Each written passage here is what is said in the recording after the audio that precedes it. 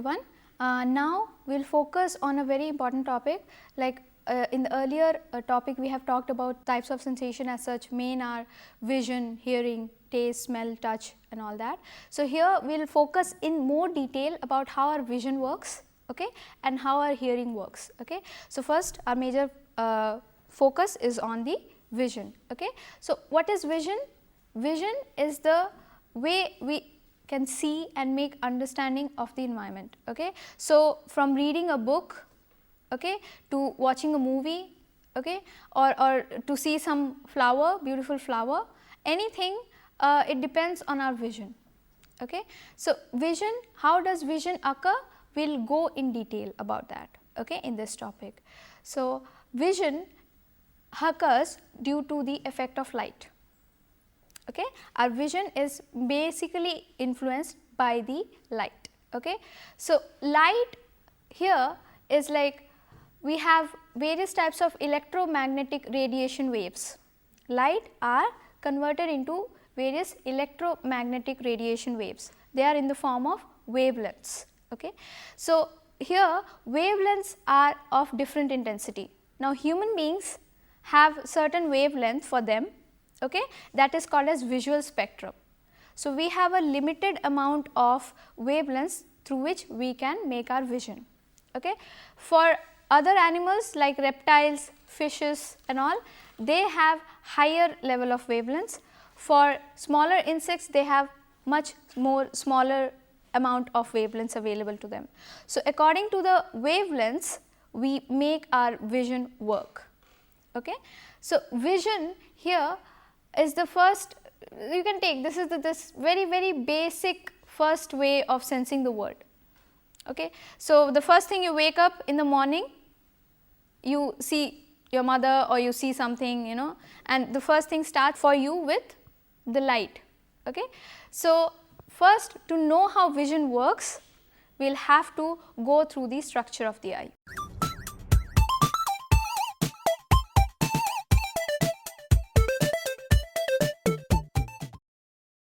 Structure of the eye, how various parts of the eye receives the information from the environment and then interprets and sends it to the brain, and then how brain makes understanding of it and we react. So, vision, structure of the eye. Now, the first thing we will take is, for example, we are looking at a flower. Now, we all know all of the things in the environment that are present, they emit certain wavelengths, electromagnetic wavelengths. Okay. They emit certain light energies that come from their body to our eyes. Okay. So, we will take for example, we are looking at a flower. So, how are we perceiving that, okay, this is a flower, very beautiful flower, this is my favorite flower, rose, lily, lotus, whatever. Okay. So, the first thing is we are looking at it and the wavelengths, electromagnetic wavelengths, the light first falls on the cornea of the eye. Okay. Cornea is a transparent sheet, okay, that is present in front of the eyes and it refracts, it bends the light energy, okay, to allow it go inside the pupil. Okay. So, first thing, the light energy from the flower enters the cornea, it gets refracted or bent or reversed, the light energies get bent, okay, and then it goes to the center called as pupil. Pupil is a dark hole in the middle of the iris.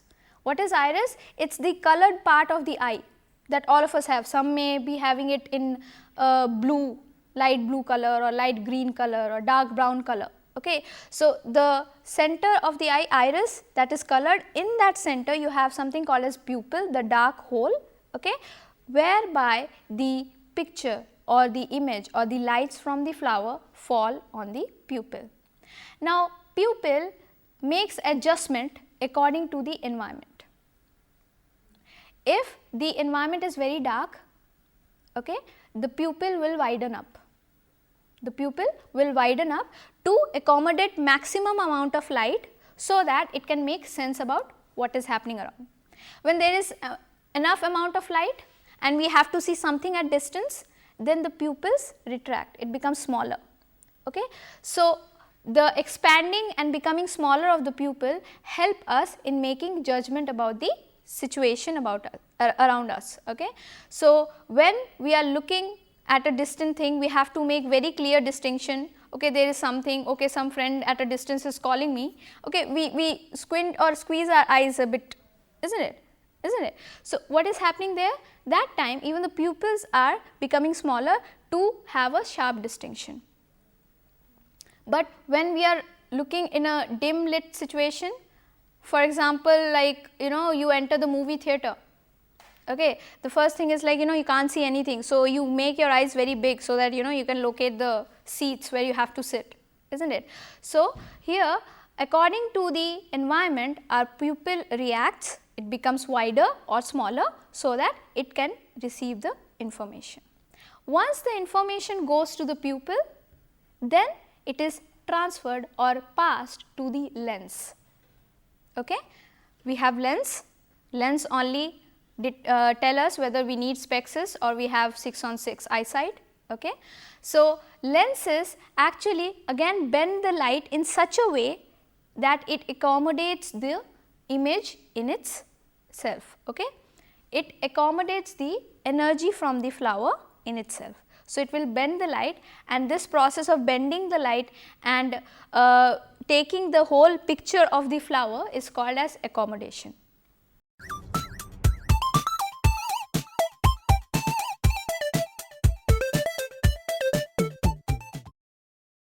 So, accommodation means that again accommodation is affected by the type of things that we are seeing in the environment. So, here what happens is that suppose we are seeing a thing very near to us. So, our lenses will become curved as such. Okay? You have convex and concave. Okay? So, the things when we are seeing very near to us, okay, it becomes curved, and the things when we are seeing very far away from us, our lens becomes flat. Okay. So, based on the flatness, so the far things they may not be clearly distinguishable, but then we are able to detect, okay, something is going on, some car is approaching us, okay, or somebody is calling us. So, here based on the flatness or the curvedness of the lens also, we try to acquire the maximum amount of information, maximum amount of energy or wavelength from the environment. So, if the flower is very near to us, your eyes will go inward, okay, but when the flower is far away from you, it will be straight and flat. Okay. So, based on this, the images fall on the lens, and after doing the accommodation, whether it is far or near, after doing the judgment of the distance, now the image of the flower will reach its final destination called as the retina. Retina is the center of the eye, and it's present almost in the center of the eye, and it has neural codes. Now, here the electrical wavelengths from the flower, the electrical energy, electromagnetic wavelengths from the flower is converted into neural codes. Okay. Now, these neural codes help in making inferences for the eye to detect, okay, this is a flower, this is an insect, this is a tree, this is a building, this is a car. Then the brain interprets the image in a reversed form. I told you the light that falls on the cornea gets bent, it gets reversed. So, the image like the flower will be upside down when it is falling on the pupil and the retina. So, you will be thinking, oh, if it is falling on the upside down way, then how are we seeing it straight? Okay. That happens due to interpretation by the brain. The image on the eye is upside down, but the brain interprets it in the original position. So, you do not have to get worried about, oh my god, the image is falling upside down means I should see everything upside down, or I should walk like this so that everything I see in correct position. No, because our brain is much smarter. Let the information come in any way, it receives the information in the original form. Now, what happens is that we have certain nerve fibers or nerve cells in our eyes that help us in adjusting to the light or the environment. Okay? And those nerve fibers or nerve cells are present in the retina. and those nerve cells are called as rods and cones. So, based on the name only, based on the structure of those nerve cells only, the name has been put. Rods means they are cylindrical and in rod shape, and cones means they are in conical shape, and they help us in making adjustment to the lighting around us. Rods are mostly present outside the retina, outside the fovea. Now, I have to tell you what is fovea. Okay. Fovea, like when you are trying to focus on something, when you are reading, okay, and you try to focus on something, you try to put the information at the center of your eye, so that it is the main focus. Now, for you, maybe I am the main focus, hopefully I am the main focus. So, here you will try to put my image at the fovea, that is the centralization, so that you get the maximum information. Okay. So, fovea helps you to put focus on the light or the image, so that you can get the maximum information from it. So, fovea is present in the retina, and rods are present outside the fovea area, okay, and the cones are present inside the fovea area. So, these rods and cones together help us in adjusting to the lighting situation or in the darkness. Now, again we have to see, sometimes we have all of us have this, there is a spot inside the retina, okay, that is called as blind spot, whereby we do not have any rods or cones, it is completely empty. So, there if any image or if any picture or if any light falls on that blind spot, we cannot detect it. So, an example of that may be like many times you are traveling on the road, and sometimes you may miss your friend, you are riding a bike or you are in a bus or a car or whatever, your friend is calling from some corner and you miss him or her, and then they come running to you and they say, what you didn't notice me, or and you are like, oh I am sorry, I just didn't notice you. But the thing is what, here your friend might have fallen on that blind spot of your retina. We have various popular puzzle games or types of games also, small games, whereby you can actually directly find out your blind spot. Like you focus on something for a very long time, and then you will see the other things around that spot or around that focus becomes light or vanishes as such. Okay. So, that is called as blind spot, but thankfully our brain makes adjustment for it. Our brain tries to fill up the information, so that if anything falls on the blind spot, we do not meet with an accident. So, our brain does the fill in the blank thing for us. So, leaving that blind spot, whatever area is occupied by the rods and cones, they help us in detection of the lights and vision around us.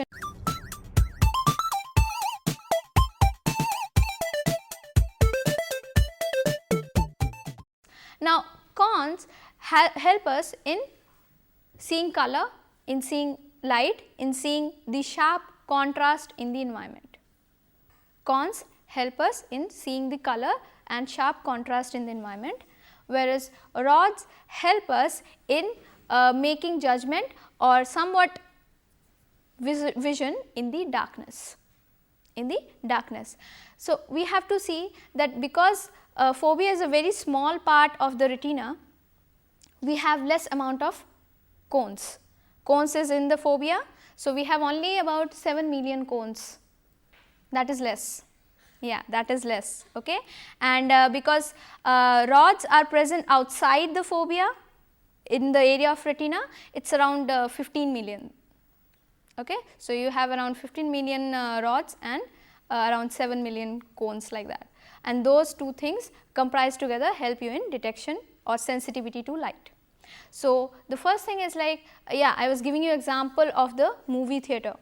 First thing, from bright dark light you enter to the darkness of the movie theater, and you are just groping for where is the place, where are the steps, we can't even see, we are like keeping very cautious steps so that we do not trip or do not fall, isn't it. So, what happens, we try to see where is the seat, where is the row and everything. Once we find the row, we sit, after some time all the chairs, everything is visible. So, by the time when it is interval, we go very comfortably out and we come and we immediately find the seats also, isn't it? So, what is happening here? We have to see how rods and cones help us in adaptation to light and darkness. Now, adaptation to light in a bright situation is very fast. Cones does the adaptation to light very fast, within a minute or so. But rods take around at least 15 minutes to adapt to the darkness. That is why you go today at night time, you go for sleeping, you switch off your light, okay, and then you try to find your bed, it will be like little bit, you will be cautious. Once after 5, 10, 15 minutes, you will be able to see everything around the room, even though it is dark.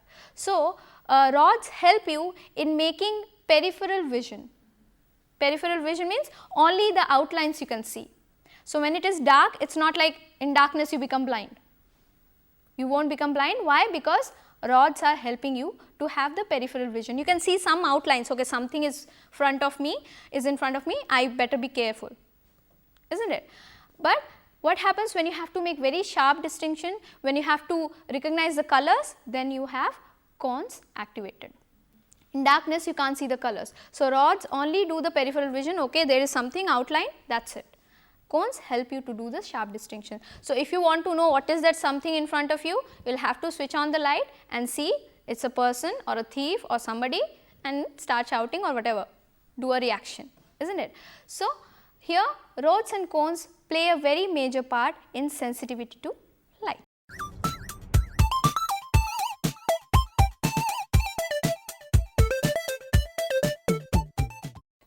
Then we will focus on once the light is entering rods and cones in the fovea, what happens after that? That is it? No, the light is in the form of wavelengths, now it travels in the form of neural code. Okay? The wavelengths are converted in the form of neural codes and those neural codes are then transferred to some bunches of bipolar cells. Now, the light of the flower that you are seeing has crossed the eye and it has gone to the back side of the eye. Now, back side of the eye you have certain nerve fibers called as bipolar cells. Now, these bipolar cells receive the light directly from the rods and cones, then they summarize the information, okay, collect all the light, the lighting situation, it is a daytime, there is a flower field, there are the flowers, all the information are collected, summarized, made into summary and it is passed on to ganglion cells. Okay. Once the information is passed to the ganglion cell now passes the information to something called as nerve axons or ganglion axons, bundle of nerves. The information is passed to the bundle of nerves called as ganglion axon and from those ganglion axons are actually also called as optic nerves. Okay. So, you have various nerves behind your eyes, okay. They take the information from bipolar to ganglion axon and those optic nerves transfer the information to the brain. Now, this transferring of an information is not direct. You may think, okay, it is passing of the information like how it is happening in government office from one hand to another, another. No, it is not that direct. Okay. It takes another twist in it. Now, the information from the optic nerves, the bundle of optic nerves, they meet at a center of the behind the eyes, somewhere in the center of the eyes and that center is called as optic chiasm, whereby the nerves split. Split means take diversions, they do not blast, they take diversions. Now, here what happens is that the nerves from the right side of both the eyes join together and go to the right side of the brain and the nerves from left side of both the eyes join together, split here at the optic chiasm and go to the left side of the brain. Now, you think, okay, finally done, the information has reached the brain, now we can interpret. No, you have to remember again what has happened in the beginning. The picture has been reversed. isn't it? Because of the lighting condition, the image has been reversed upside down. So, what is happening here? Originally, the information that is going to the right side of the brain has fallen on the left eye, because the image is reversed, and originally the information that has gone to the left side of the brain has fallen on the right eye. So, it is a crisscross connection. From the right it goes to left, from the left it goes to right side of the brain. So, once all this crisscrossing and jumbling and splitting, the information finally reaches to the brain. Once the information reaches to the brain in the form of neural codes, then the brain does the interpretation. Finally, you know, okay, there is a beautiful flower, it is my favorite flower, I love it, I will buy it. Now, the process is very lengthy, but how did it occur? Smooth. It was like, okay, just done. So, what happens here? Our brain actually tries to accommodate all the information, lighting condition, the surrounding, the maximum information. It goes through various channels, not only single channel, goes through various channels and then does the accurate interpretation. So, what happens in lighting situation? Again, we have accurate interpretation of the image in front of us, but in darkness many times we misinterpret. Why? Because rods are only giving us the peripheral information. So, we may think something as of, you know, okay, some boulder is standing in front of us, some boulder or some statue, but when we switch on the light we see its actual person. So, here what happens, based on the lighting condition also, based on the experience that we have about the environment, suppose we are seeing something for the first time, we do not make sense of it, isn't it? When we were kids, if you remember, what happened was like, you know, whatever we see, it is like, you know, dog means, okay, dog, we learn that, and then we see elephant, that is also dog for us. You see small kids, we see giraffe, that is also dog for us, we see cow, that is also dog for us. So, here what is happening? We do not have the experience. So, to make a vision successful, we need to have experience, we need to have knowledge, we need to have the proper lighting of the surrounding, so that the vision that falls and that helps us in making sense what is happening around us is accurate and perfect. So, here in the visual field, we see how vision help us in understanding the environment and how it is important, like for blind people especially, you may see how difficult it is for them to cross the road, or you know, to have their studies, they need other senses. The other senses obviously are more stronger, but vision help us, they give the very first sensation. Anyways, sensation is the first basis, and within sensation, vision is the first basis to make sense about the world around us. Does vision get affected only by sensation, or are there any other factors that affect vision? Yeah, definitely there are factors. I am just talking about the first stage, that is sensation. First you sense what is there in front of you, you see the thing, then you attend to it. Based upon your attention also, your vision gets affected. Suppose you see some car is coming towards you, you do not pay attention to it, what will happen? Crash. But if you pay attention to it, you will immediately move out, isn't it? So, from sensation, it is related to attention and then perception. What is perception? Understanding what is happening. Okay, car is approaching, I better move out, isn't it? So, here sensation is one of the basic parts of attaching and making understanding of the world. So, it is not the only factor. There are other factors like attention and perception. It is said that animals are colorblind. So, is that true? And even that mosquitoes, they do not like yellow color, they say. Okay. So, is that true? About mosquitoes, I am not very much aware, but yeah, there are many species in the animal who do not receive all the types of visual spectrum wavelengths, and that is why many of them are colorblind. To say that in human beings also we have many colorblind people. Basically, the color blindness occurs in pairing, like blue and red and green and yellow. And many human beings, they are not even aware that they are colorblind.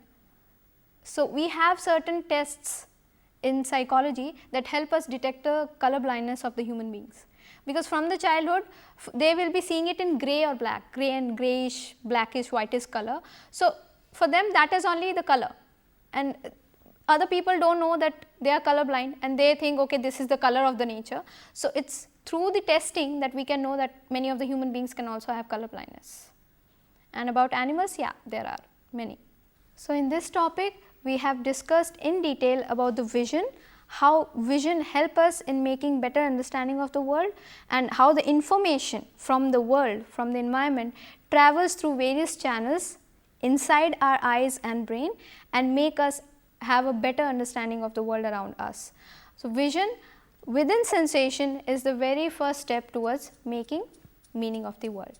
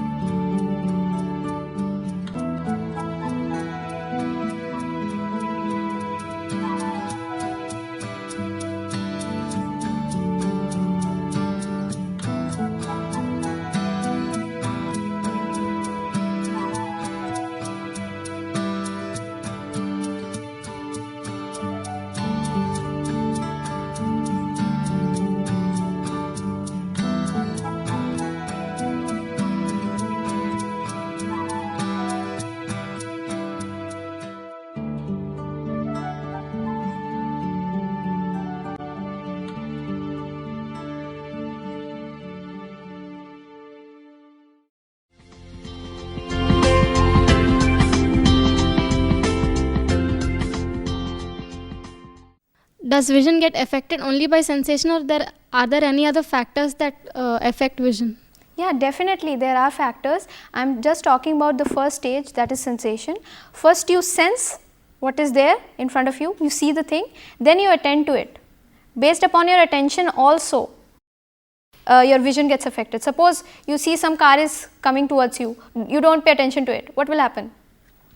Crash. But if you pay attention to it, you will immediately move out, isn't it? So, from sensation it is related to attention and then perception. What is perception? Understanding what is happening. Okay, car is approaching, I better move out, isn't it? So, here sensation is one of the basic parts of attaching and making understanding of the world. So, it is not the only factor. There are other factors like attention and perception. It is said that animals are colorblind. So is that true? And even that mosquitoes, they do not like yellow color, they say. Okay. So is that true? About mosquitoes, I am not very much aware, but yeah, there are many species in the animal who do not receive all the types of visual spectrum wavelengths, and that is why many of them are colorblind. To say that in human beings also we have many colorblind people. Basically the color blindness occurs in pairing, like blue and red and green and yellow, and many human beings, they are not even aware that they are colorblind.